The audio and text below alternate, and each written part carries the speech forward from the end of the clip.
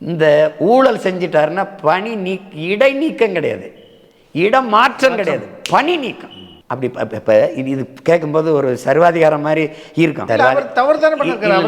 இது சர்வாதிகாரம்னு இப்படி பாருங்க, அப்படி சர்வாதிகாரம் தான். இது இல்லைன்னா ஒரு சமூகத்தை செதுக்க முடியாது. பாடம் மனசில் பதியில பாடத்தோப்பிக்கலாம் வீட்டு பாடம் எழுதிக்கிட்டு வான்னு சொல்லும்போது அந்த மாணவனுக்கு என்னை பார்த்தா சர்வாதிகார மாதிரி தான் இருக்கும். ஆனால் அது மாணவனின் நலனுக்குத்தானுங்கிறத நினைக்கும் போது நீங்கள் செஞ்சு தானே தெரியணும். அதே மாதிரி இங்கே கூட்டாட்சி மாநில இப்போ நான் சொல்கிறேன், இப்போ இந்த அரசியலை மாற்றணும். அரசியலை எப்படி சீமான் மாற்றுவேன்? இங்கே சேவை அரசியல், செயல் அரசியல் விட்டுட்டு செய்தி அரசியலாக இருக்குது. இங்கே மக்கள் அரசியலை விட்டுவிட்டு இந்த கட்சி அரசியல், தேர்தல் அரசியல் தான் இருக்குது.